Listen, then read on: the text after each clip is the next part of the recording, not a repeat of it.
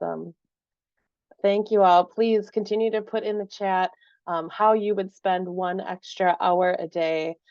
We are going to go ahead and get started here. I'm going to welcome you all to Tech Days 2024. I'm Angela from the Winnifox Library System, and Shauna from the Southwest Wisconsin Library System is also with us, joining me in the background to help moderate today's event. Tech Days Wisconsin is brought to you through support from the Department of Public Instruction, the Library Services team, with support from the Institute of Museum and Library Services through LSTA funding.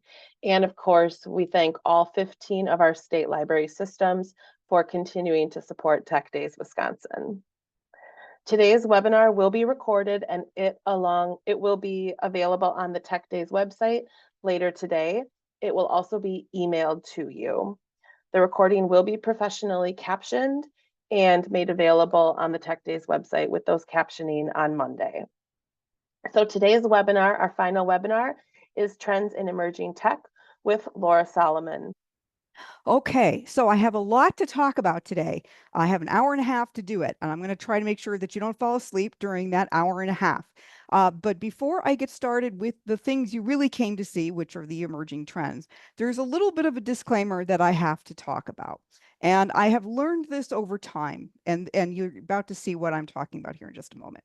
So first, I want to be really honest with you, and I would like you all to please try to be really honest with yourself, okay? When we're talking about emerging technology, when we're talking about libraries, they don't go together, okay? That may sound like a very strange thing for someone to be saying who's about to talk about emerging technologies, but we're libraries. We don't have research departments, development departments. We don't have think tanks, and we don't have the budget for research and development. When we're talking about emerging technologies, what we're really talking about today is we're talking about technology that is out there in the world, but it has not yet made it to our doorsteps. By the time things hit us as libraries, they've already been typically commercially available, even in the consumer market, for some amount of time. That doesn't mean that everyone has experienced those things, but it does mean that they've been available. So what I'm really talking about today are going to be trends. And the reason that I talk about this is as a disclaimer. Let me share some reasons why. These are all real comments that I have gotten on evaluations from people who I think had some maybe mismanaged expectations about what I was going to be talking about. So the reason that I'm doing this right now is to hopefully not have this situation. I want more of an idea how this tech will fit into the average library. Since we're library employees, maybe more research presented on how this will be utilized by libraries. I would have liked more discussion on how these can be applied to libraries. I couldn't say that I came away with knowledge that would help me at work. Why weren't there examples of how this is being used in libraries? These are all the kinds of things that make me truly facepalm. Remember, emerging technologies and libraries were not usually in the same room. Okay, so what we're talking about today are going to be trends that will probably eventually be on our doorstep, but these are all new things. Another part of this that I'd like to talk about just for a second is I get it. Okay. We all want continuing education to be directly applicable. I have that same feeling too. But there's a bigger problem here when I get these kinds of comments.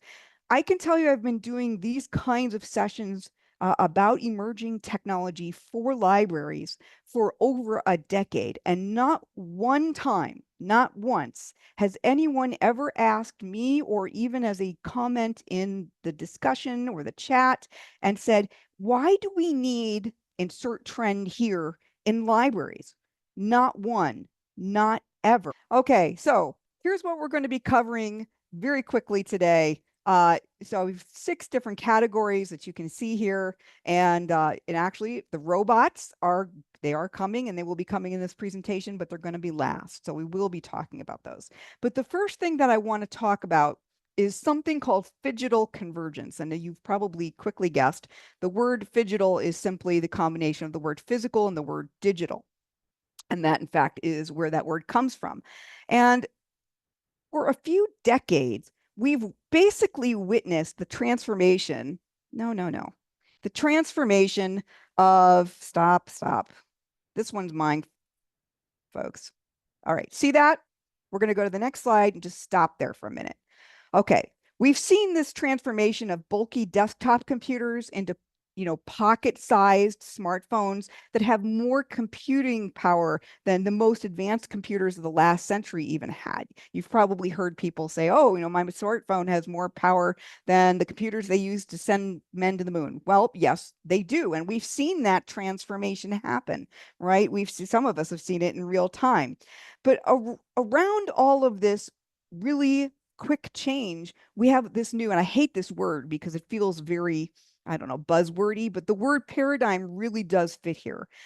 We've seen this new paradigm that has now been called phygital convergence. And what this is the fusion of the physical and the digital worlds. And it's kind of redefining our reality. And the interesting thing is that you and I, we have all seen these things happening. And because we have been in the middle of them as they have been happening in real time, it maybe really hasn't occurred to us just how deep the changes go.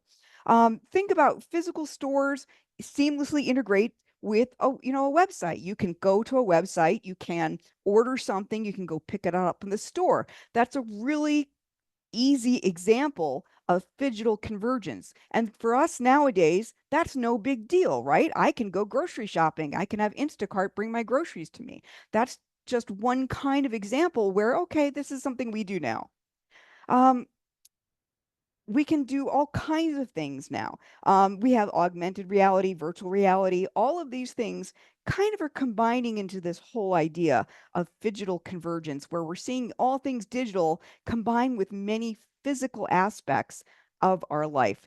And really, these are all a variety of technologies, and you've probably experienced some of these yourself, or used to be I would talk about augmented reality, virtual reality, and emerging tech, but that was long ago that those were actually emerging tech. Now, not a big deal, right? Everybody's probably seen most examples of this. Maybe not everybody owns a VR headset, but most people could probably at least identify one if they saw it. But all of these things that have kind of come to be part of our world, IoT, the Internet of Things, right? If you have say a Nest thermometer or a Hue light bulb or a Ring doorbell, those are all instances on the consumer front of Internet of Things. Mobile apps, of course, just talking about a few of those kinds of things where you can do something on your phone and have it appear on your doorstep. Knowing your phone, knowing where you are geographically integrates with all this as well. This is really revolutionizing a lot of things: shopping, entertainment, our daily life interactions. And we, again, have been in the middle of this. And so it's just like something that we do. This is part of life now. And so we don't really think about how different this is. If you could go back to where you personally first experienced the internet, whenever and wherever that was, could you potentially have imagined everything that we can do now happening in your lifetime? For many of us, the answer to that is probably not. We can transform everything in many ways with this. Visual convergence has, of course, transformed the shopping experience. I just mentioned that already. Augmented reality allows you to virtually try on clothing or to virtually put furniture in your living room to see what it might look like before you actually purchase it. It's changed entertainment, virtual reality, right? We can go to immersive digital worlds. We can do all kinds of things, including having virtual meetings. Right now, we are all experiencing phygital convergence because we are all dealing with Zoom, fun as that is, but we're also physically sitting somewhere, but engaging with this digital experience. All of these things. Here's a really fun example. This is one that I really like because I think it's more futuristic than some of the things we've already experienced. This is actually something from Lowe's, the home improvement company. They premiered this in late 2022. I still don't think all their stores have this yet. But what you're looking at here in the photo is you're looking at one of their stock associates wearing a Magic Leap 2 augmented reality headset. And what he's looking at is a hologram of what a display is supposed to look like when he actually restocks it. So what he can do, and it doesn't show it very well in the photo, but this was the only one I could get of what they were doing.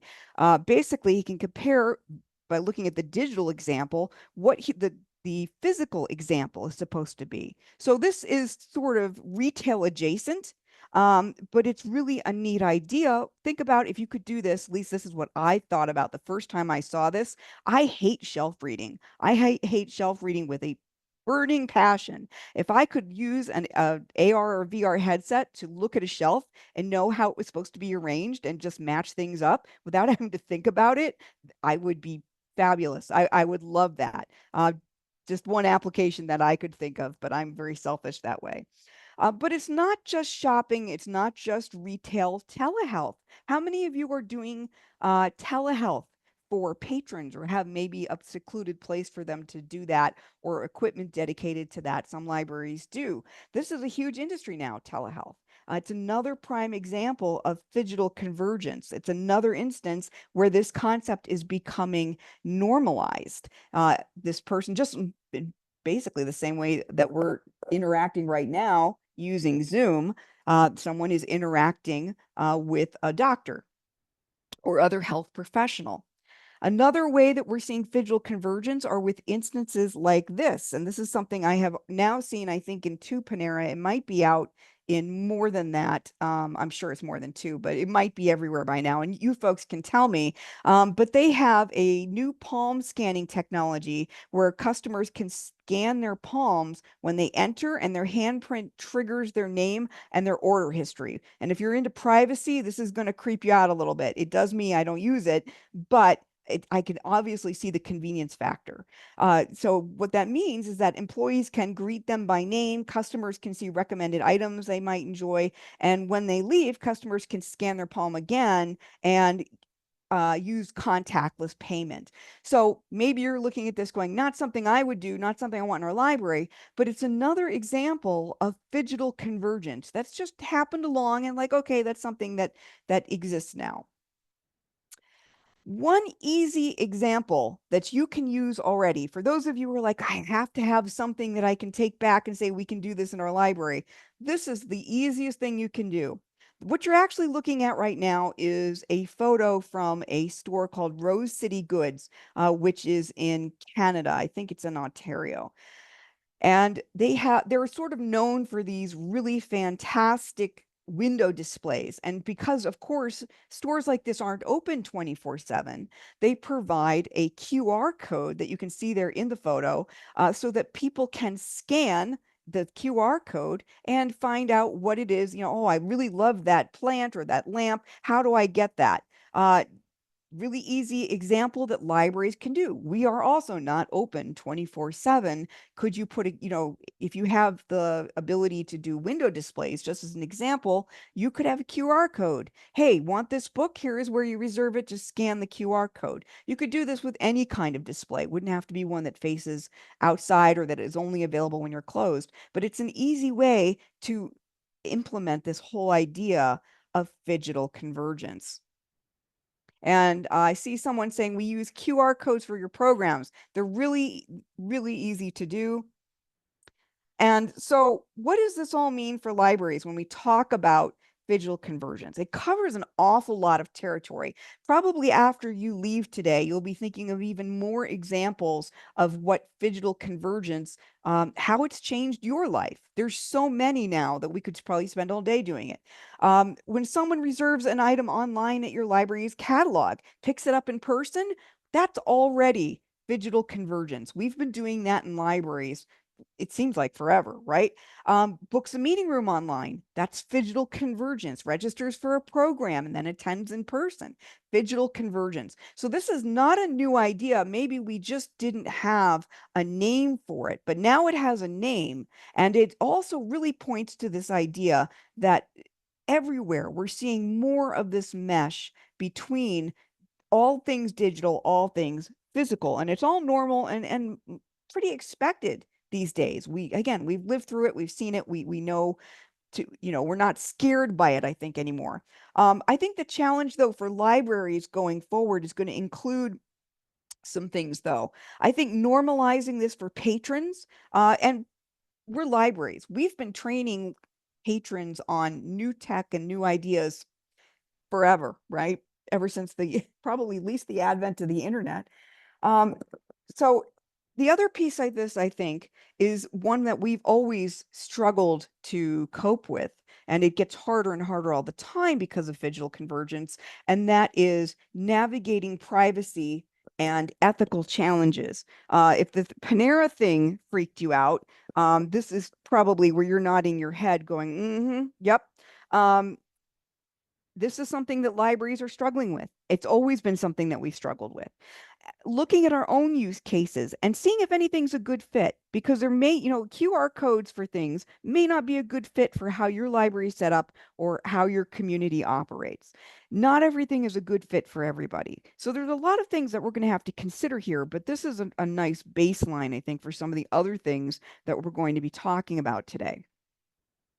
So here's where I want to dive a little deeper into that world of phygital convergence, and that is wearables. Now, I have been talking about wearables in the arena of emerging tech, I want to say at least for 7 or 8 years. When you think about wearables, probably the first thing that comes to your mind might be, oh, my smartwatch. Maybe you have an Oura Ring. A lot of fitness things come into this category, right?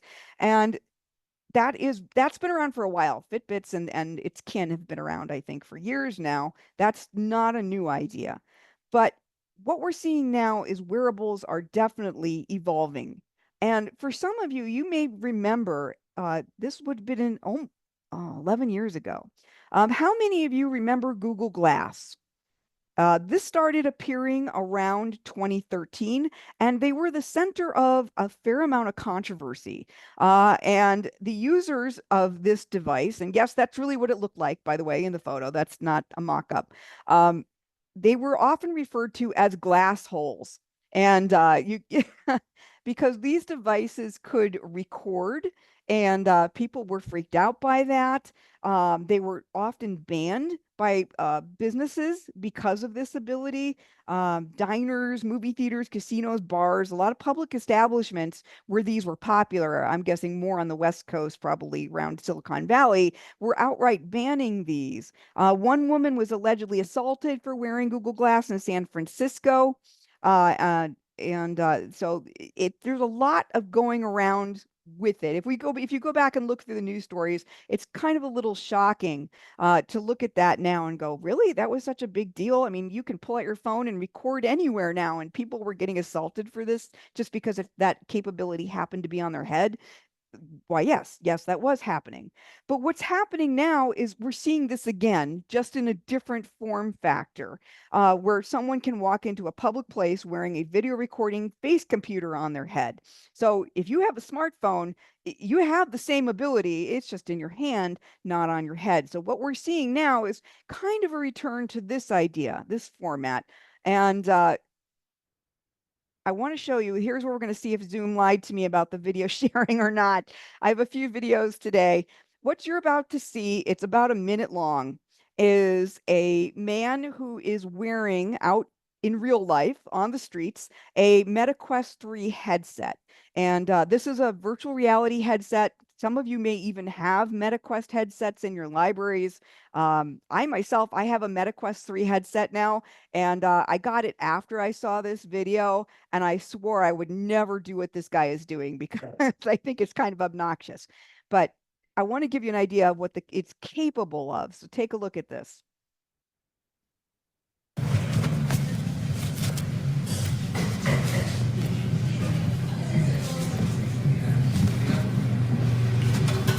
Hello. Hello. I would like your large latte with whole milk. You want a hot latte? Yes. And I would like your breakfast sandwich. So what do you think about that?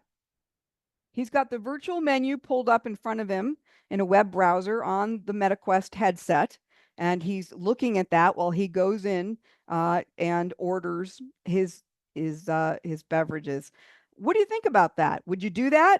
I'm not sure this is the best use case for a MetaQuest 3, but the important thing to note here is that look at the pass-through technology. That's what that's called. When you can see the real world and underneath your digital overlay, you can see both. That's called digital pass-through.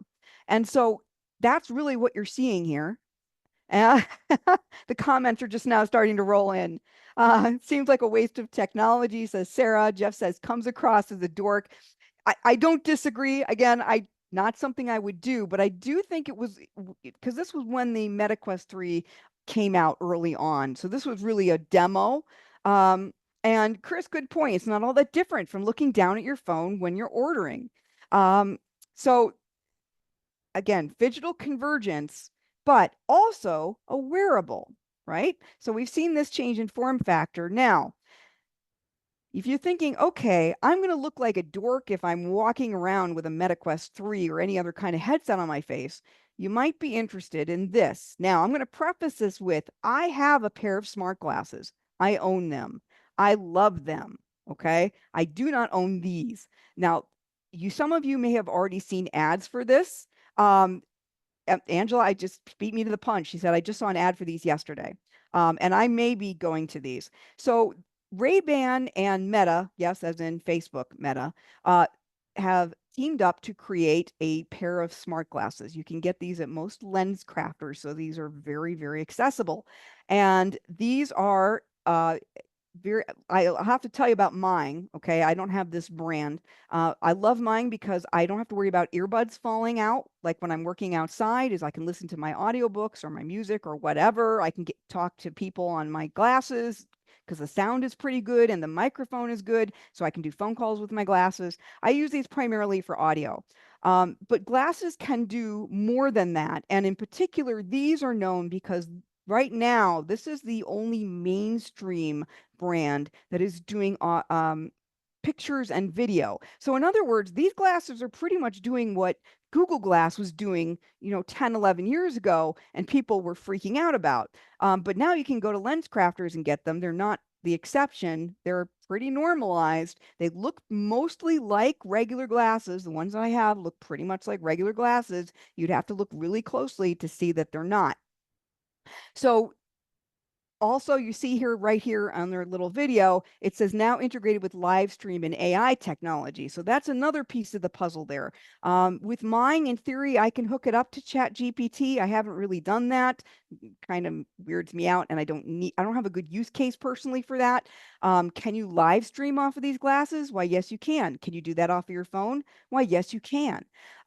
So we're seeing this progression now and this normalization, again, of that phygital convergence. Keep that in the back of your mind. Now, another form factor that we've seen is the AI pin, or from a company called Humane. This came out late last year, and this was supposed to be basically what it sounds like, where you could talk to AI and get stuff projected onto your hand. It's an interesting idea, an interesting form factor. However, I have to tell you, the reviews of it were absolutely miserable. And in fact, just in the last month or two, Humane is said to be seeking a $1 billion buyout because they only sold maybe 10,000 of these. So it was an interesting idea that failed pretty badly.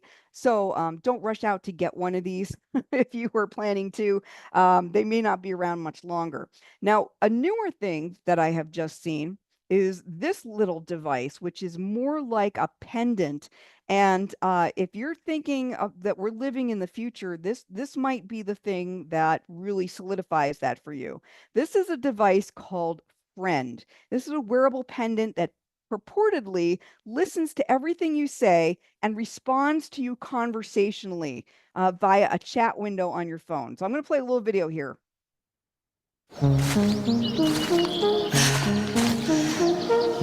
Gosh, I'm out of breath. So we made it. Woo! I don't don't know how to woo very good.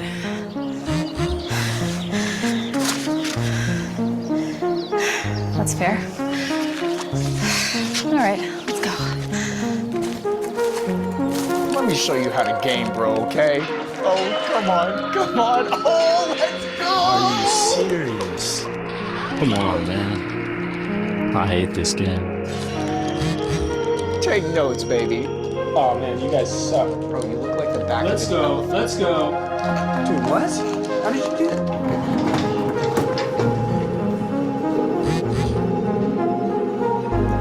I know the effects are crazy.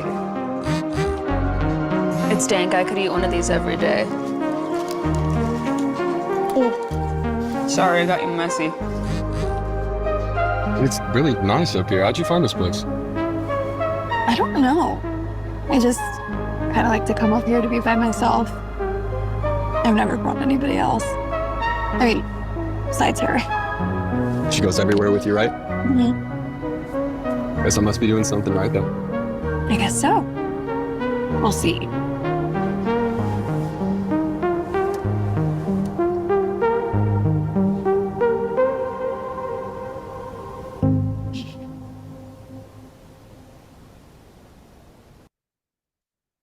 I've been watching the comments come in as people were watching this.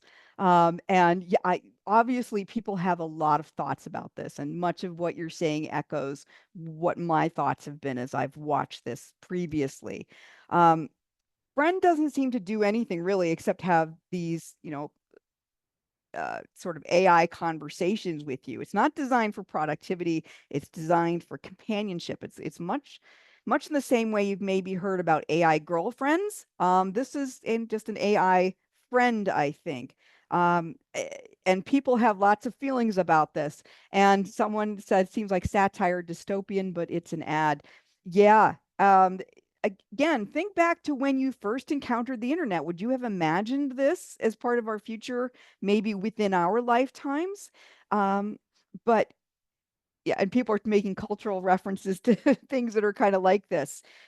And Chris says, so I can pay to have a sarcastic friend. There's obviously lots of pros and cons to something like this, but just be aware, this is one of the ways that wearables can and have gone. Yep. So what does all of this mean for libraries? What does this whole evolution of wearable technology mean for libraries? The idea, again, isn't new. We've been accustomed to wearables for some time, just in different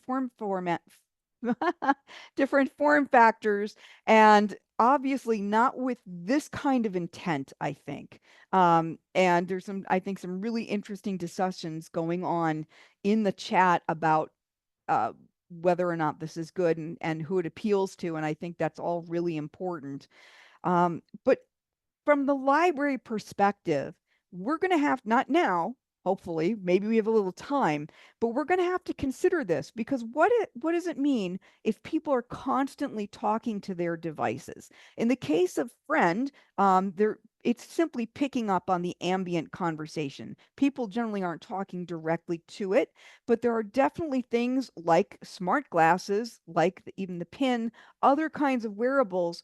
Heck, even my smartwatch, I can talk to it. When people are talking to their things, how do we handle that? Maybe just, do your library already have a cell phone specific area? Will these devices also be required to be used in those areas? What about recording in the library? I think this is the one where we're really going to need to start putting our heads together and think about policies. Do you already have policies about people recording in the library? The problem is with things like these smart glasses, you don't necessarily know that it's happening. Some of these, like the Meta Ray-Bans, have like little tiny lights that go on when they're recording, but you have to really be alert for that, and people may not even know what it means. And yes, and Allie's talking about that. So that is something that we're going to have to consider. There's lots and lots to think about here that maybe we're not prepared for. Okay, so let's talk now about spatial computing, which is one of my favorite things, actually. In some ways, spatial computing is, I think, the logical end game for phygital convergence. Remember that phygital convergence is when the digital integrates seamlessly with the physical, right? And some examples that we looked at were like the QR codes and mixed reality headsets. Spatial computing is absolutely part of that trend, but it goes even deeper down the rabbit hole. It also brings together virtual and physical worlds in a seamless way, but it's far more specific than sort of that broad term of phygital convergence. So you can experience spatial computing through headsets like Apple Vision Pro, Microsoft HoloLens, which is really a industrial level VR, AR headset. Even the MetaQuest Pro. These devices display the real world and at the same time embed real objects into the scene in a way that appears three-dimensional. So again, remember placing that virtual piece of furniture in your living room to see what it would be like before you buy it. That's an example. Factory workers can overlay technical manuals onto machines that they're working on. So this involves that pass-through technology that I was talking about just a little bit ago. Lots more conversation about friend, and friend generally does incur a lot of conversation, I think. So we have the real and the digital. That's not a new idea, even just from what I've been talking about today, right? So what makes this different from just, I don't know, Laura, digital convergence? What's the big deal? Why is spatial computing different? This is why it's different. It's the depth. One of the key advantages of spatial computing is its ability to inherently understand the depth of the environment, because this allows for more realistic interactions with virtual objects because they can be placed and manipulated in a way that corresponds to the physical world. So let me give you a real life example of this and why I find this so appealing and interesting. So I told you before, a MetaQuest 3 headset, and it has pass-through technology. So I can see the real world and I can see what I'm doing on the headset at the real time at the same time. So I had to download a very large update to something that I was using on the headset, and it was going to take a while. So I thought, okay, well, I've got pass-through technology. I will just keep wearing the headset and walk over behind my desk on the other side of the room and get some work done while it does the update. And I don't have to take off the headset to knowing to have to readjust it every time. So I do that. I walk across the room, I sit down at my desk, and I am now facing the area where I was before. And I look up, and I didn't know it would do this. I look up and I see that my digital dashboard where the download is happening is still over there. It is still over there across the room, not directly in front of my face. It's understand depth, and it has stayed over there while I am over on the other side of the room. So this to me is a really fascinating idea because it really gives you a more accurate way to interact with things, both physical and digital. There's a lot of potential in this, right? Of course, in gaming, right? Because you're going to have more immersive gaming, more immersive entertainment experiences. That's probably a given, but it can do more than that. Think about education, think about training. Think about if you can train people, they just put on a headset, right? And they can interact with things in your library physically, maybe like shelf reading. You can tell I do not have a love affair with shelf reading. But just the idea that you could learn things in that way and have those not just overlaid in a two-dimensional way, but in a three-dimensional way. In science and engineering, students can use spatial computing already to build and test virtual prototypes of things. Same thing for architecture, for design. There's a lot of talk about healthcare using spatial computing because doctors could use spatial computing to overlay virtual screens and diagnostic information onto the real world environment, in this case, probably a patient. Lots of very interesting ideas, a lot of potential here, going a little bit farther than just augmented reality or virtual reality. We're talking about a much more seamless experience.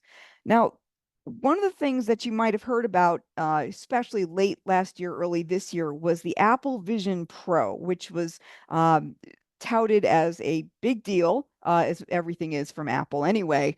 And but one of the things that it has is pass-through technology, and also it can do the same thing that the Meta Quest can do. But the Vision Pro sort of had the initial consciousness, awareness, I think, on the public front about what that was, because they were perhaps much better at promoting it. And the Apple Vision Pro got a lot of hype. But what's interesting about Apple Vision Pro having this ability, and one of the reasons that experts were really looking at this when it came out, is because Apple has this history of setting the standards. Think about the mouse, the graphical user interface, the iPod, the iPhone, all of those kinds of ways that we interact with technology. Most of those came from or were significantly impacted in some way by Apple products. And so the question that a lot of people were thinking when the Vision Pro came out was, well, is this going to be the defining moment for spatial computing? Because Apple pretty much sets the standard for so many different ways that we have interacted with technology. So far, that has not been the case. I think that, first of all, the Vision Pro, when it came out, I think was like $3,500, which is pretty prohibitive, especially when you're looking at something like the Meta Quest 3, which is like $500 and does a lot of what the Vision Pro does. Obviously, one is much more accessible. So I don't think it gained all the momentum that perhaps some people were hoping for as far as spatial computing goes. And maybe also there's just not general consciousness about what spatial computing is. And even now you may be listening to me going, I don't quite get it. It's a hard thing to get people to understand until you experience it. And Chris says it seems to have bombed. It was just too expensive. Chris, I think you're basically right. I would bet, though, that Apple's going to come back with something different that's going to do a lot of the same thing at a better price point. That's, if I were them, that's what I would do, unless they get out of the space entirely. So we'll just have to see. But as much as I might evangelize about spatial computing and be very happy about spatial computing, it obviously is not all rainbows and unicorns. Spatial computing has had mixed success so far. One of the biggest challenges, of course, as Apple's already seen, and Chris has also pointed to, is just price point, the cost of the hardware. The best spatial computing devices cost thousands of dollars, so they're not accessible to everyone. So that's why they haven't really made a dent in the consumer space. And even in sort of more niche enterprise applications on the industry front, again, not huge. It costs a lot of money, and there may not be the return on investment for companies to invest in that just yet. But also headsets. I mentioned that it's, I have to readjust my headset every time I take it on and off. That's the least of the issues. If you're wearing this all the time, it can get kind of heavy. Sometimes they have low resolutions. I have pass-through technology on the Quest 3, but it's not amazing. It's not like seeing through my glasses without the headset. It can be kind of blurry. So it's not perfect. Some people still have motion sickness, even with maybe more low line applications. Battery life is a big one. My Meta Quest 3, I think, maybe an hour and a half before I really have to charge. It depends on how long I'm using it. So lots of limitations there that are going to have to be overcome. Some are technological or mechanical. I think those are going to be fixed or dealt with. On the people front, again, it's going to have to really solve problems. It is very cool, but if technology doesn't inherently solve the problem for someone, they're less inclined to spend the money on it in the first place, unless you're a gadget nut like I am. So what does this all mean for libraries? Well, spatial computing, I think, at the core is a natural evolution of the way that we currently use and experience technology. It's a new kind of interface. It creates potentially new ways to talk to people. And sorry, stuff was scrolling in the chat there for a second. But I think as spatial computing starts to come into our lives, much in the way that phones came into our lives, it changed the way that we interacted with each other and with our work. Remember back to the days before we had smartphone? Maybe you had a flip phone. That really in real time, it wasn't all that long ago. But at some point we may be dealing with spatial computing. Now, whether or not that's going to be through one of these heavy headsets remains to be seen. But when we talk about libraries, when it comes to our doors, what is this going to look like? Are we going to need special apps to direct people to the item they're looking for virtually on their headset that they're wearing out in public? Are we going to need ways to integrate our libraries directly with this kind of technology? If someone's using a digital dashboard, how do we get them to use us, right? How do we get them to interface directly with us? We don't have an answer for this yet, obviously, and I think it's going to be a while before we have to even think too hard about this. But the technology is already here. I think that's the important takeaway. This isn't new. It might be new to you, but it is out there and it's in the consumer space. It's not great, but it's there. So we have to start thinking about some point how this is going to affect us. All right, let's talk about the Fediverse. Just casually in the chat, do me a favor if you would please. Just, and no shame here, just let me know if you have heard the term Fediverse before in the chat. Just give me a simple yes or no. No big deal. Okay, lots of nopes. Well, those will all be yeses in a few minutes. No worries. Okay, so let's talk about the Fediverse. So the Fediverse has been around for a little while. Yeah, metaverse, that's a whole other session, Amanda. I actually have done sessions about the metaverse. And they're not exactly related, but they are similar in that they both have a suffix of verse. So I interrupted myself there. So the Fediverse actually has been around for a little while. It's not an entirely new concept, but the thing is, I don't think it really came into prominence until sort of the Twitter went into its death throes. And I am not a fan of Elon Musk. If that offends anyone, I'm sorry, but he, as far as I'm concerned, he single-handedly has destroyed Twitter. But because Twitter has been going into this, spiraling death dive, this came into prominence because people looked to this platform called Mastodon as a potential replacement for Twitter. Now, keep in mind that Mastodon was never created to be a replacement for Twitter, and that is because it is on something called the Fediverse.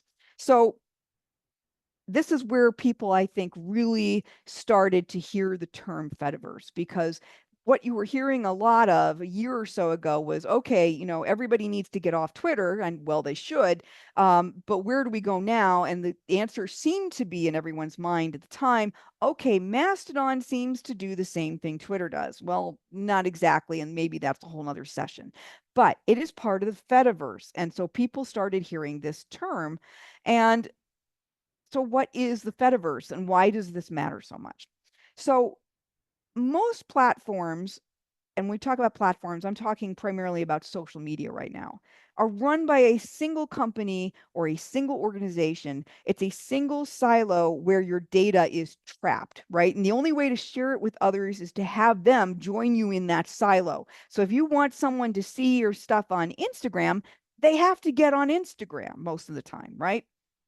Same thing with most other platforms. And sometimes you can share things out, but for the most part, for someone to get a steady stream of your stuff, they have to be on that platform with you. And in today's social media landscape, most platforms are run by one company, one entity, where user data and communications confined to that one platform. So what happens on Facebook stays on Facebook for the most part, right? And what the Fediverse does is it sort of overturns that model. And this is, and Allie says, everyone I know either stuck with Twitter or went to Blue Sky. And yeah, we could discuss that for, I could talk about those for a while, but I won't. I'm going to resist the temptation. So the idea of the Fediverse is that it basically unsilos, is that a word? It is now, unsilos your information. And let's move on here. There we go. Thanks, Zoom. So as you might have already guessed, the word Fediverse is a combination of the word federated and the word universe. And if you know what a federated search in libraries is, right? It's a search. Generally, the search is a whole bunch of things. You might start gleaning on to what the word Fediverse means. It's basically a collection of protocols and servers and users, and they can form networks that communicate with one another. So remember, I just used the word unsilo. So users can exchange their stuff, whatever that stuff is, think any kind of social media content, with other people who may not necessarily be there or are on a similar service also in the Fediverse. So if you share something on Mastodon, you can potentially share it out to other services that are on the in the Fediverse. Because the content that you post is federated. So what that means is that one network is aware of your content. It can pass that content to another network and so forth and so on. So it allows users of different services to interoperate with each other, which is a really cool idea, right? So that's in short what the Fediverse is. Now, again, I said just a little bit ago that the Fediverse isn't really new. It's been around for a little bit. You might wonder why all of a sudden the Fediverse is getting all of this attention and why I'm talking about it now. So a few reasons. Right now, we have an increasingly fragmented social media landscape. Already, you can see that in the chat because we've already got people discussing, I use Mastodon, I use Blue Sky, et cetera, et cetera. So it used to be like we had Twitter, right? And pretty much we had Twitter and that was it as far as mainstream kinds of things. And now we're seeing that fragment. And Twitter is perhaps the most obvious example, but it's probably not the only one. So we've seen this decline of Twitter, again, the death spiral, people looking for another place to go, which immediately led to Mastodon. We discussed that, but there's other things here. Data privacy concerns, right? All of these siloed or proprietary social media platforms, we know that we're held hostage. We agree to that basically, for better and for worse. So what happens to our data there? That's a whole nother discussion, right? And we already know that from a few years ago with the Cambridge Analytica scandal with Facebook. A lot of people got off of Facebook at that point because they were very unhappy about what was happening with their data, and rightfully so. So that's contributed also to this, I think, desire to find something better. Also, we've got a colossal creator economy. So we see a lot of people creating content and they're doing it for money. And what the Fediverse potentially promises is that, hey, you can create your content and get it out a whole bunch of other places, potentially without having to, say, log into each one and do that in each individual place, which is kind of what you have to do now. So all of these things are contributing to the rise of the Fediverse for the most part. Now, if you're interested in exploring the Fediverse, I strongly recommend going to fediverse.party, which is kind of this neat little interactive map of what is already in the Fediverse. And it's very interesting to note that it's not big. Okay, I don't want to pretend like this is a whole nother internet full of social media stuff. That's not really what it is, at least not yet. But it is a sort of neat way to see how we're seeing this non-silo model happen. So for example, if you look at over to the left side of the screen here, you can see there's PeerTube. Well, you can probably guess what that's an analog of, and you would not be wrong. Some of these not so easily guessed, but there's options for blogging, audio hosting, image hosting, link aggregation, even event planning. There's all kinds of things here that are all part of that Fediverse. And Jeff said that he uses Mastodon. So Jeff, if you want to share anything about how you've used Mastodon, maybe within the context of the Fediverse, please do, because I'm always intrigued to see how people are using it. But this is just a really neat way to explore what's out there. So I encourage you to spend a few minutes with that. Now, probably the biggest announcement that has kind of got people scratching their heads is that just recently, Threads, which you may know is a Meta product connected very strongly with Instagram, just joined the Fediverse. And this has got experts either condemning it or being very excited about it, because it kind of felt like the Fediverse was this neat little niche grouping of services, and you were the cool kids if you were there. And now all of a sudden you've got, this huge corporate monolith making its way into the Fediverse. And so there's a lot of different feelings about that. It's got a lot of mixed reactions. There's some thoughts, well, hey, maybe this will actually make it more popular. More people will want to join the Fediverse because, we have all of these people from Threads. Good point, Allie. She said a corporate monolith with a terrible track record with privacy. This could be a huge get for the Fediverse. You've got this huge corporate monolith bringing all these people with it, so to speak. But Fediverse users worry that the internet's largest social media platform, which is Meta, is going to overshadow these smaller niche communities. Some say it's a PR play. I'm not sure how accurate that would be, because as we've demonstrated here today, a lot of people don't even know what the Fediverse is. So Threads announcing that it's becoming part of the Fediverse, I don't think would necessarily be a huge PR win. But there's also the prospect of advertising that's making people in the Fediverse, maybe rightfully so, nervous, because remember, Meta is ad supported. Everything it does, it's supported by ads. And right now, the Fediverse is, I think, mostly, if not entirely ad-free, probably not entirely ad-free, but certainly Meta is not. So somewhere there's probably, some experts say, a rollout plan for Threads to start advertising and shooting that out all over. So we'll see. It could be another way also to distract from the privacy woes, and one expert has said. There, again, a lot of mixed reactions to this. I think it's gonna be a game of wait and see, but I don't think that it's really necessarily attracted people to Threads just by telling people, hey, now we're part of the Fediverse.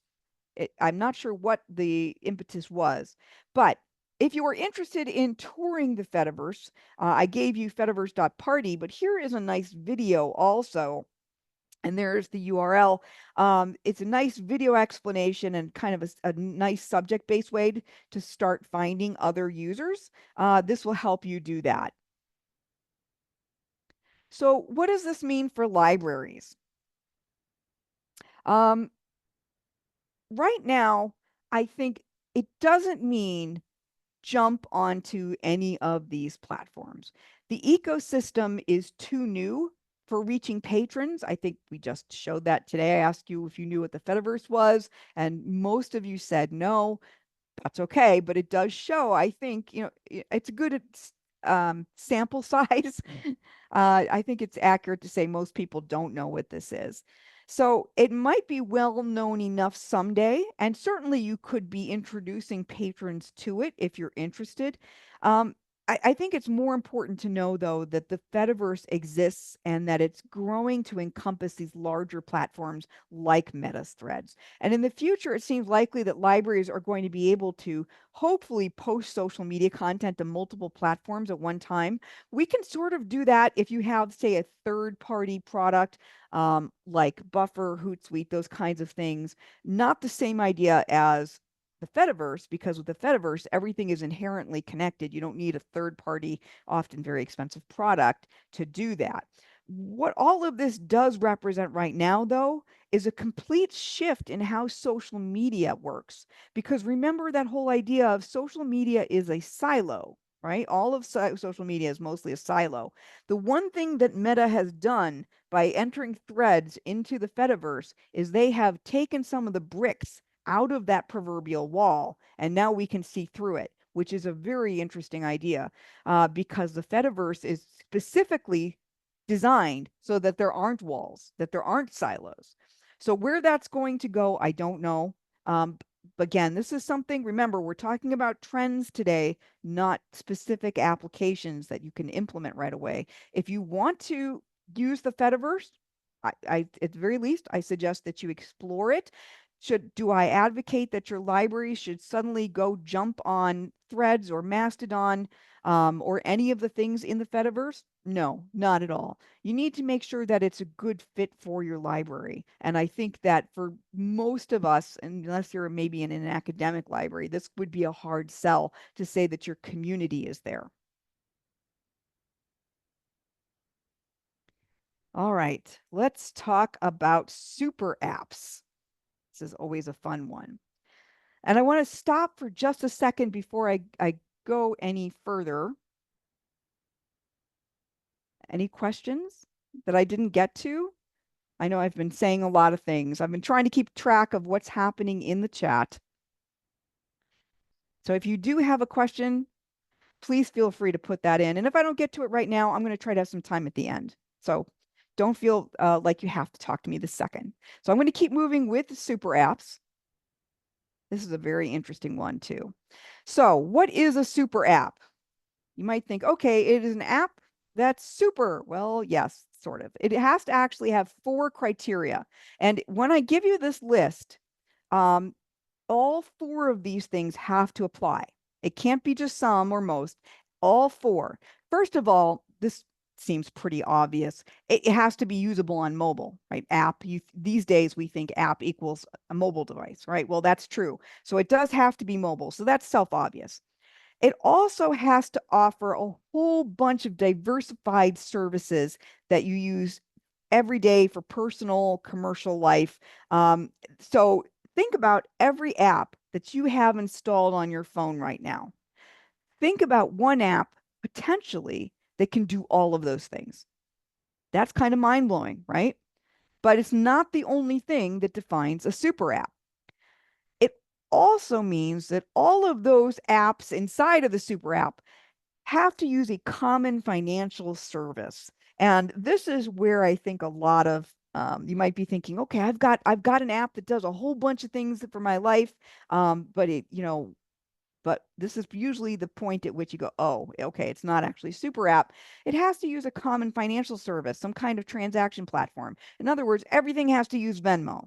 Okay, not Venmo necessarily, but everything in there would have to use Venmo. Or whatever that service is. So they have to all use the same thing, which is, we know, not happening right now with services and apps that we have. And the other thing that is most likely going to disqualify your idea of a super app from being a super app is it has to be widely adopted. So I'm going to show you a map in just a minute or two that'll help you understand what that really means. But it means that an awful lot of people have to use it. So the word super app does imply that it has a lot of capabilities, but it also means it's used by an awful lot of people. So all 4 things. So does this mean one app to rule them all, kind of like the One Ring? Well, services in a super app can range from social media and messaging and bookings for transportation, travel, doctor's appointments, food delivery, banking, video games. Think about, again, all of the apps that you might have on your phone at any given time. There's an awful lot going on there. Can you imagine that as one app? You don't have to imagine it because these exist. So let me introduce you to Line. This is mostly popular in Japan. It is one of the first successful super apps. It was launched in 2011. It now has over 180 million active users. And you can sort of see here from the scrolling animation just how much this does. And keep in mind, with this animation that I'm showing you, which is a screen capture, this is not all of it. This isn't all of it. It may not even be half of what this does. This is all centralized. So we're not talking about something where Spotify and YouTube and Uber Eats all got together and made an app. That's not what we're talking about because those are all separate companies. This is all one. When you talk about a silo, this is a really big silo. But it's a matter of convenience too. There's a part of me that looks at this and goes, boy, wouldn't that make life easier just to have everything I'd ever need in one place? There's a lot of appeal to that. We also know, especially as library people, there's some issues with that.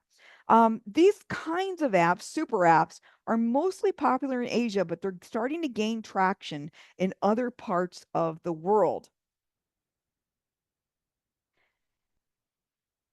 Ali, yes. In fact, if you look at this map, I'm pretty sure that WeChat is on it. So WeChat is usually the super app that most people have heard of, at least, even if they don't understand that it is a super app or what a super app is. And you can see actually it's up in China right there at the top. And Ali, I'll get to that because Ali asked, I'm sort of surprised Apple hasn't tried to do something like this. I'm going to talk about why that is in just a minute. But you can see it's very interesting to kind of see the map here of, first of all, most of these I hadn't even heard of. I think I'd heard of Alipay and WeChat before I started really diving into this topic and doing the research. It's interesting to look at this and see the closest that even gets over to our part of the world is Omni, which is over in Costa Rica. Why isn't it, I don't know, farther north, right? Why isn't it kind of in the western parts of the world? Well, we need to talk about that a little bit. And that segues very nicely from Ali's question. Considering the scale of the growth of these platforms over in Asia, like WeChat, right? WeChat, in fact, has over 1 billion, yeah, that's with a B, billion active users. And it has more than this is scary, more than 1 million programs or what are called mini programs in the app. So think of it as mini apps inside the app. There's more than 1 million of them in WeChat. That's crazy, right? I can't even imagine that many apps and what they all do. So it's not surprising to think that US tech leaders would be really easy to replicate this, or really eager, I should say, not easy, eager to replicate it. But the thing is that the US market is really, really different from those markets that have developed super apps. And Rose says, this is what I think of when I hear about the X Everything app. It may never come to pass. In fact, yes, Elon Musk, when he took over Twitter, clearly said he wanted X to be the everything app. And really what he was talking about was a super app. I don't think that's going to happen, especially from Elon Musk, but that's my personal bias at work. So this is a very appealing idea, right? For all of the US tech moguls going, oh, I could have a really, really big silo. But this is not an easy thing to do in our part of the world, because believe me, for the most part, I think that, the Zuckerbergs of the world might have done this, and they probably are thinking about it. Some of them, like Musk and even Zuckerberg, have mentioned it, but they haven't made any serious efforts, and there's a few reasons why. First, here in the US, a lot of leading tech companies started out before the widespread adoption of smartphones. And those companies were offering really narrow web-only services like search for Google, social media was Facebook, e-commerce was Amazon. That's what they did. And in many cases, that's still mostly what they do. That's what they're known for. But the market was very fragmented. Over in Asia and farther east parts of the world, that's not the case. The approach was very different because in that part of the world, they kind of started from the ground up. I think I'm going to talk about that a little bit more, maybe not. But they had more of an ability to build things as a super app with that kind of environment to begin with, because they didn't have all these tech companies building individual things. This is actually one of the reasons that these companies are not doing this here in our part of the world, and that is a fear of feature creep, because concerns about user experience and technical issues have really, there's something that tech companies have to deal with. If you have someone in your library dealing with tech, this is something they worry about too. But imagine being someone at Google having to worry about this, or Amazon.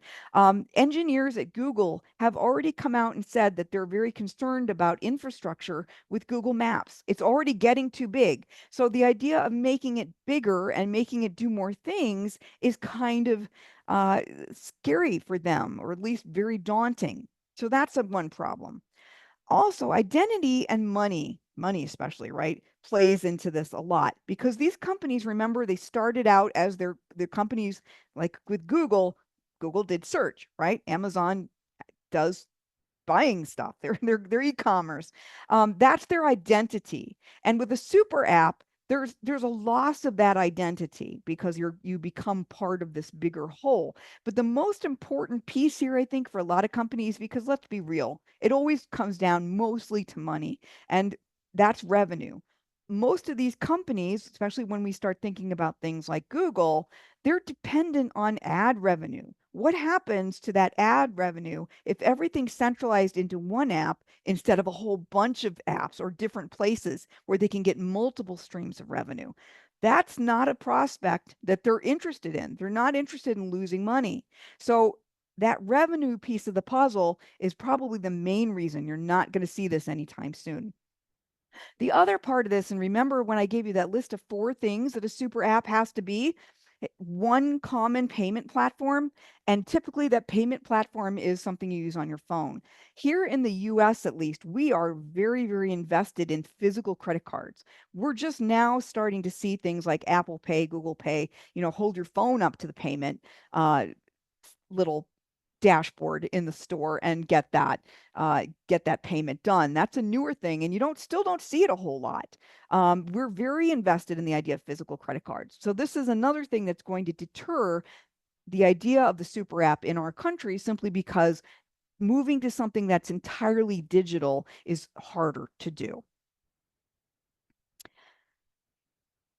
So there's still reasons, though, I think, to believe that potentially something like super apps in Asia could be coming to the US. There's actually a demand. A 2022 consumer survey found that over 70% of US respondents would be interested in using a super app.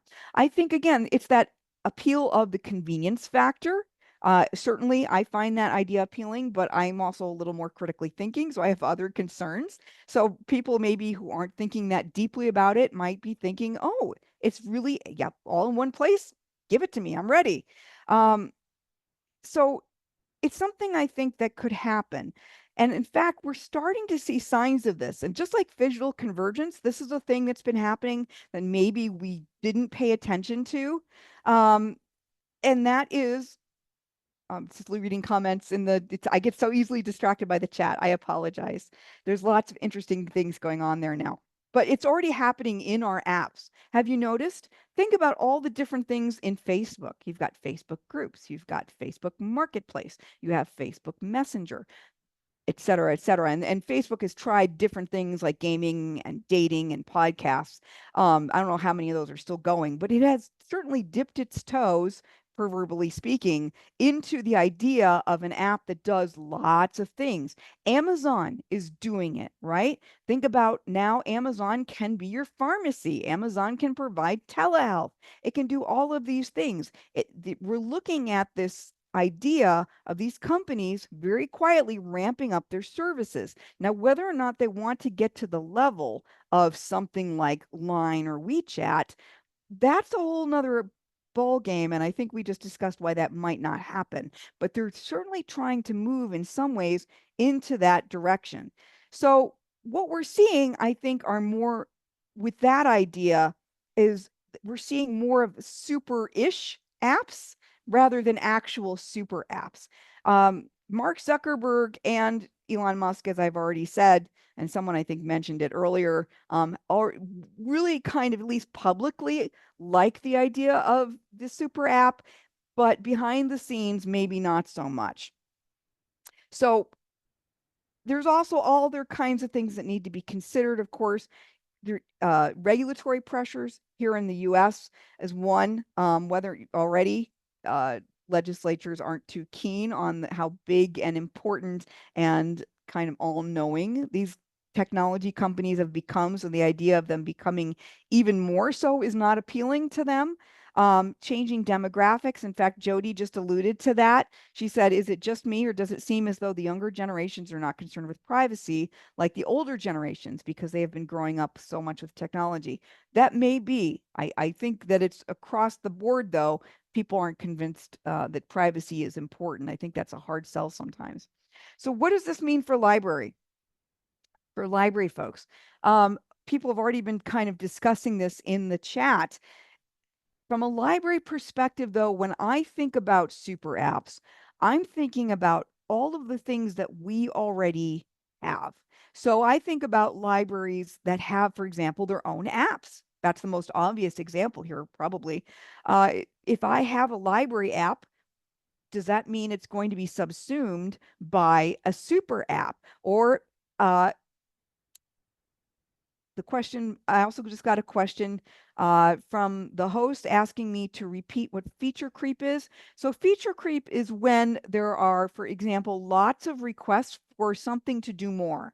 So if you ask me as a web developer, say, make a website, and I make you a website, and then you say, you know what, can you make that website say hello when someone logs into it? Okay, I'll do that. Now, can you make that website play a tune when someone logs into it? I can do that, and a continual list of requests. So that's what feature creep is. Hope that helps. So if we have libraries, as many libraries do now, have apps, will they be subsumed by a super app? That's the first thing that goes through my mind. And the other part of me goes, well, what if it's not? What happens if it isn't? Will we be completely out of the ecosystem? So again, not something we have to worry about right now, but we need to know that this is already happening in other parts of the world. Probably not going to happen real soon over here, maybe never, but we're already seeing signs that these companies are at least thinking in that direction. All right, the last one. Now, little fun fact, I have been doing emerging technology presentations for years, and I have consistently resisted having to talk about robots, because to me, talking about robots is a very cliche thing, because when we think about the future, oh, the robots will do all the work. Well, I have pushed robots to the side for a very long time. And in 2024, I have finally given in, and I am now talking about the robots because the robots are really coming. And so I figured, okay, I'd better start talking about this. The robots are coming. So here's a question for you. I'm going to ask you to answer it in the chat. Imagine the biggest market you can for a physical product. What do you think is the biggest potential market for a physical product?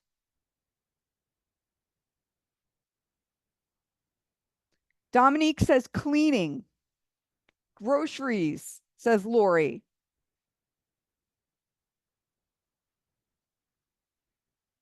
Shopping, books, healthcare, clothing, water. Lots of interesting answers here. Keep those coming. But I will tell you that pretty much Dominique nailed it. I'm sorry. Yep, Dominique nailed it right away because she said cleaning. Now, it's not specifically cleaning. I'll get to that in a sec. But this question was asked by the CEO of Sanctuary AI. He asked this question to an audience and said, imagine the biggest market for a physical product that you can, and what would that be? And he, at least at that point, he said people were thinking about cell phones, cars, property, and those are all pretty big markets, right? But the biggest market coming is not going to be a physical thing. And the newest market is going to dwarf all of these things. He said the long-term total addressable market is the biggest one that's ever existed in the history of business and technology, which is the labor market, which is why Dominique kind of nailed it. It's all of the things we want done. Those of you of a certain age will remember Rosie.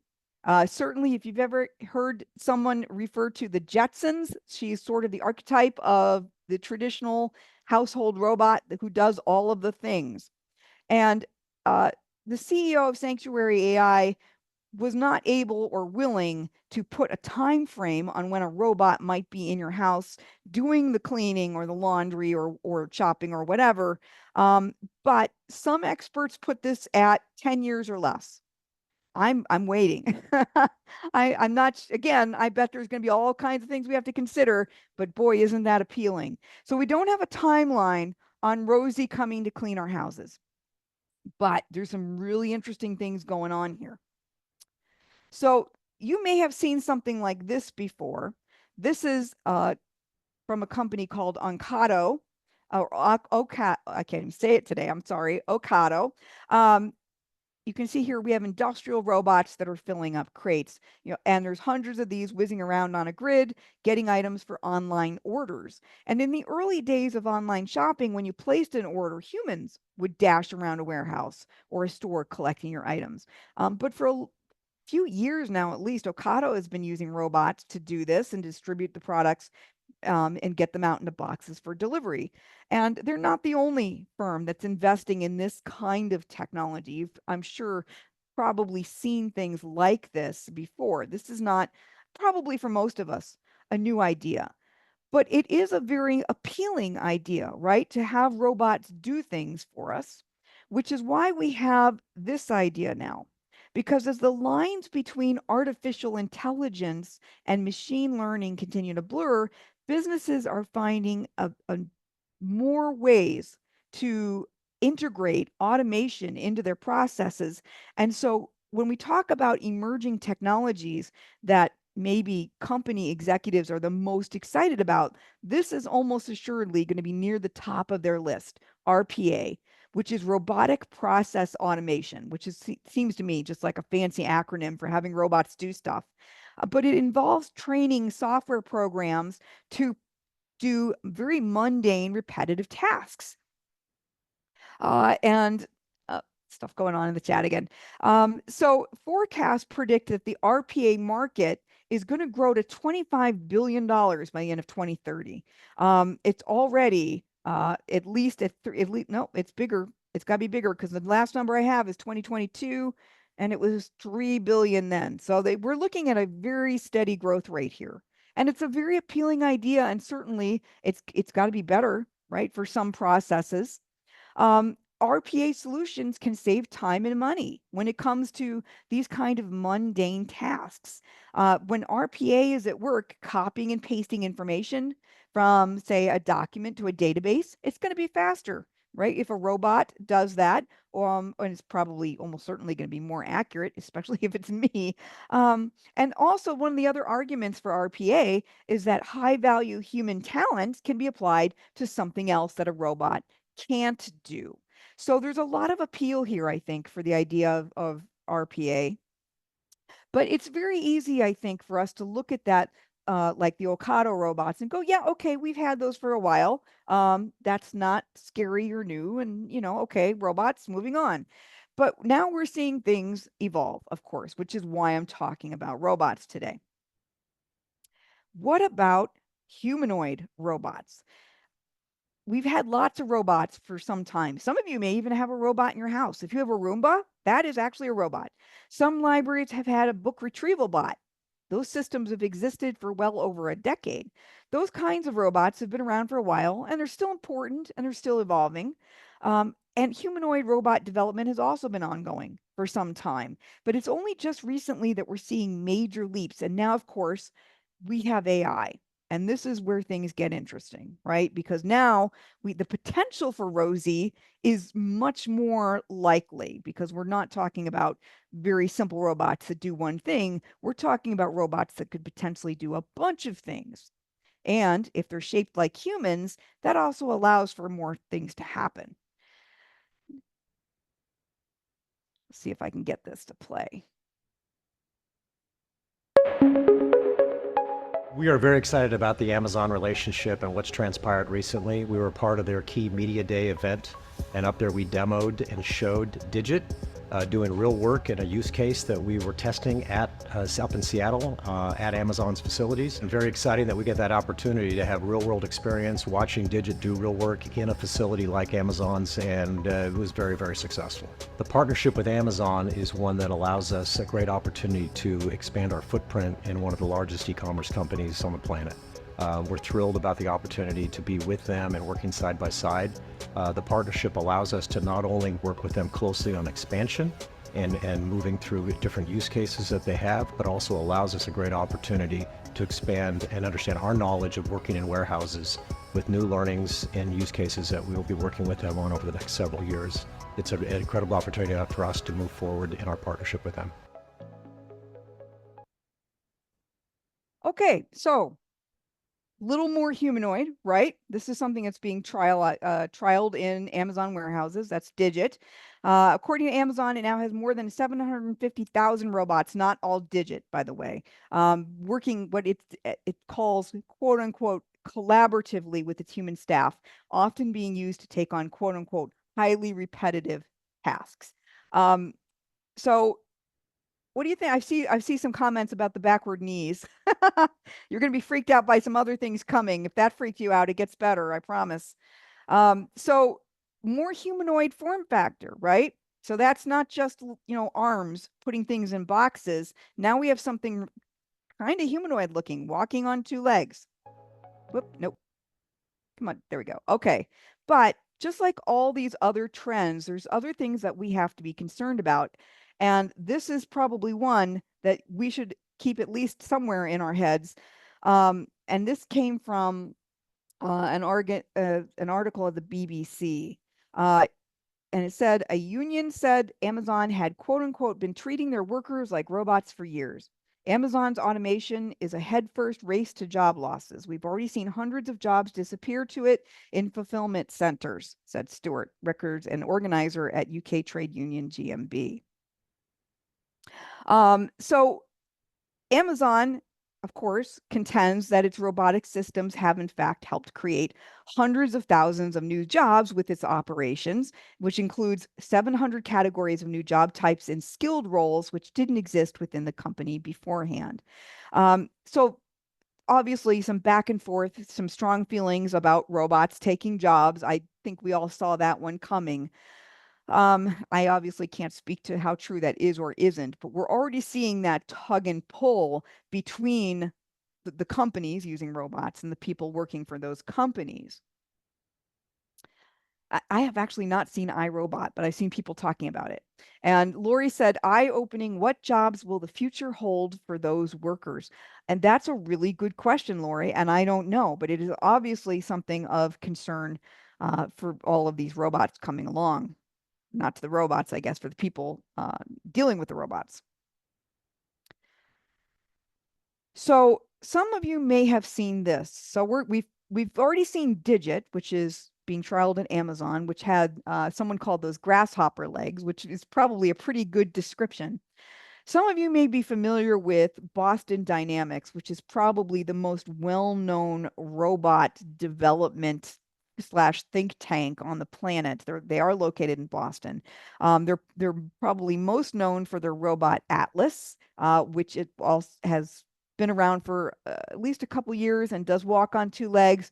Also, they have a dog, kind of a robot that I think Spot has his own TikTok account. I'm thinking to what I've seen recently. And you've probably seen a fair number of videos coming out of Boston Dynamics, not just demoing the robots, but they're also known especially for trying to make them kind of more appealing by making them do dance videos, which are fun to watch. This, however, is the newest iteration of Atlas specifically. Let me get this one going.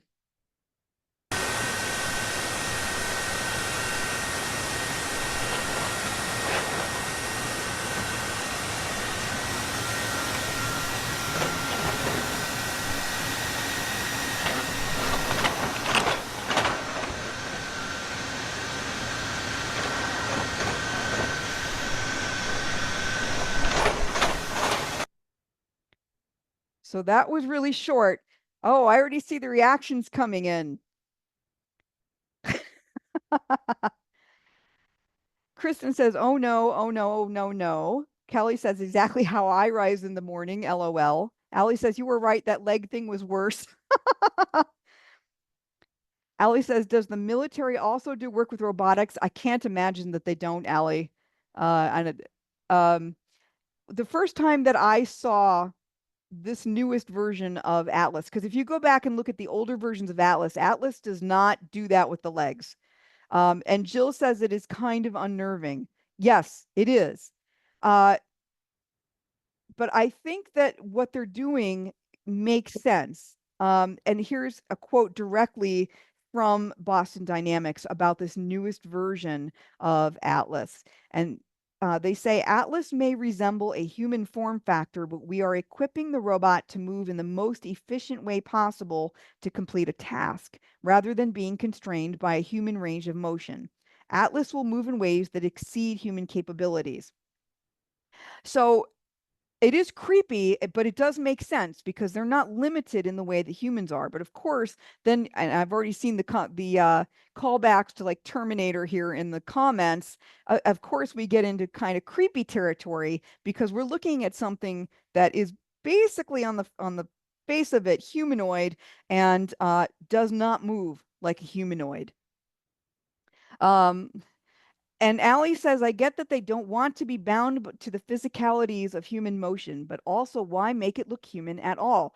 I actually have something coming up next that I think is going to answer that question to some extent, Allie. So hang on.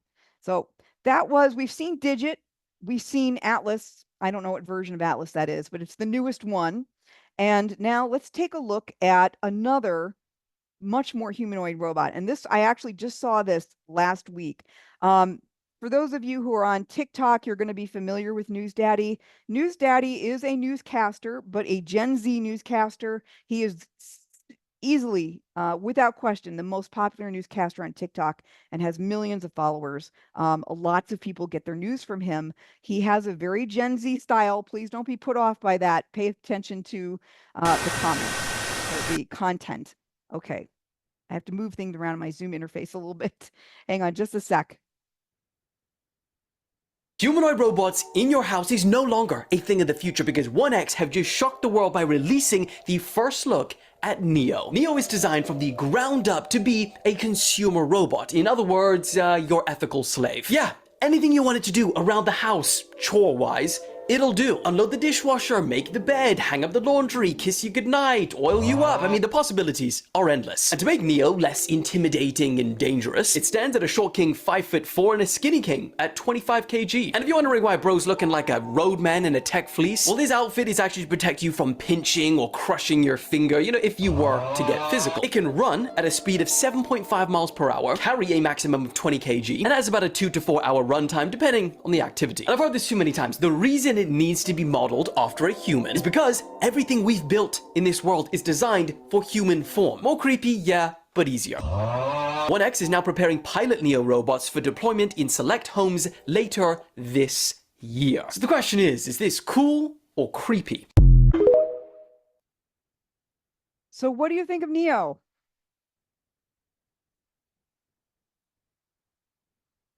Chris says both. Leah says, can I pre-order? It is cool and creepy. Sarah says, I'm out. There's definitely some feelings about this, right? And we've seen this progression now. You've seen it all the way from the Ocado arms up through Digit, up through Atlas, all the way to Neo. And this is pretty new.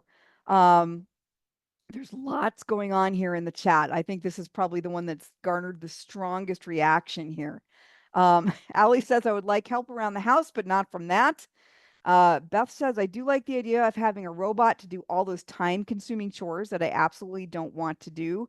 No way are they walking my dog, though. Could be used for protection. Cool, creepy, but can be useful for people who can't do house tasks or need assistance. Catherine says someday we might not be able to tell the robots apart from the humans. Lori says, no, thank you. I might have to move even further north. So lots of strong feelings here. Some of these were pretty funny. I probably had very similar reactions as most of you as I kind of went through this progression of looking at these. There's a lot going on here and a lot of things to consider. So would you, some of you obviously are ready to, as Lori said, I think she wants to pre-order Neo. I think there's a lot of appeal in these. And of course, that's the idea. Remember, the CEO of Sanctuary AI said the biggest potential market is labor. And so we look at these and we think, yes, that's awesome for the most part. The problem, I think, for most of us, and with good reason, is that we look at the form factor and we're starting to move into that uncanny valley where things are maybe getting weird, right? We start, Digit, like, okay, I get Digit. You get to Atlas, I'm like, okay. And then you get to Neo, and it's like, well, Neo doesn't move weird, I don't think. It doesn't move weirdly. But sure, yeah. Then we start to get some feelings.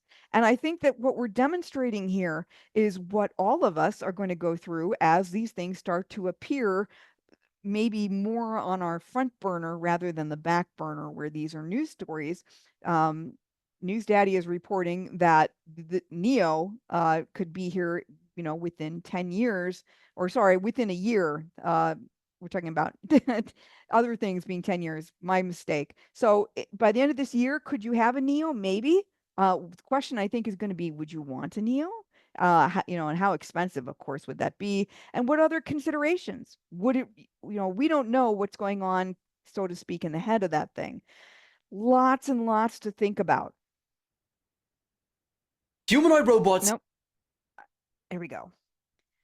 So looking at all of those and their physical form, I think, is certainly disorienting and concerning on all kinds of fronts.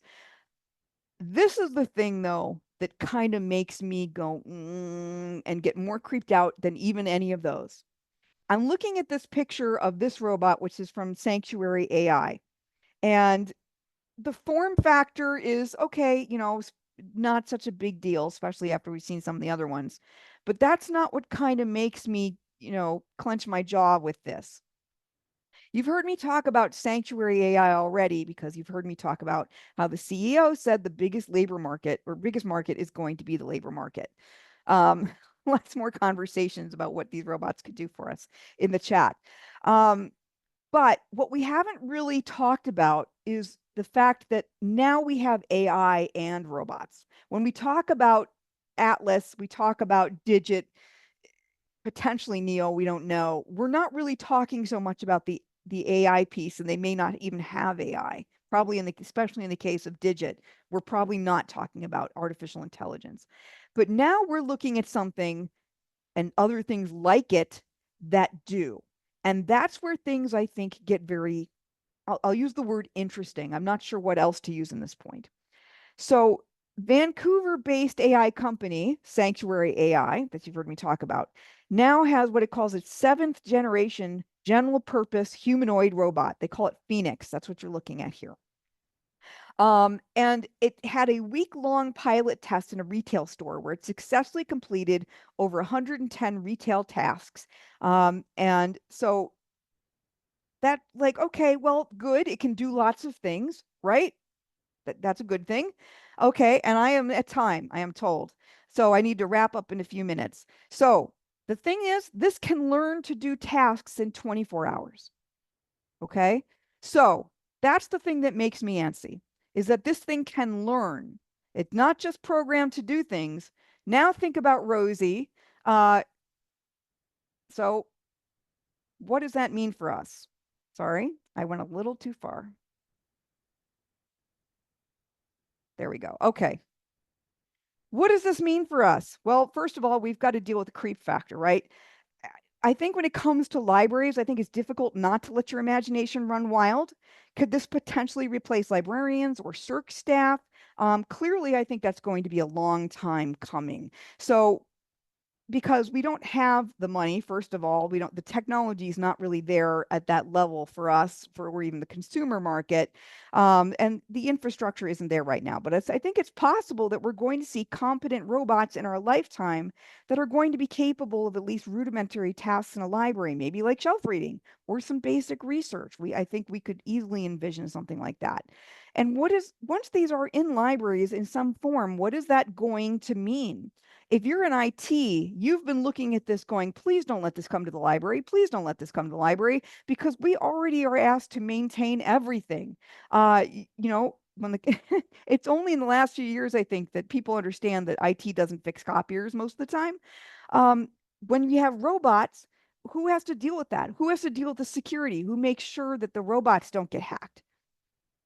So, sorry to have gone a little past my time, folks. I did not pay close attention, so that's my fault. So, reviewing the world differently with visual convergence.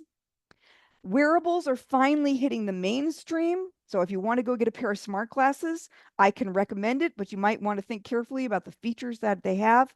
Spatial computing is coming, and I think it's going to be a norm. That's my prediction. The Fediverse isn't quite ready for prime time yet.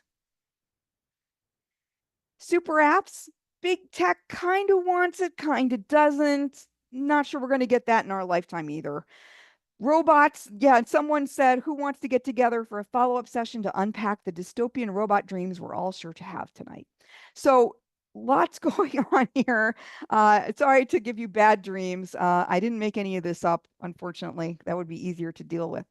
But for those of you who are still here, I'm happy to take any questions or comments that you might have. I know you will be getting a copy of the recording.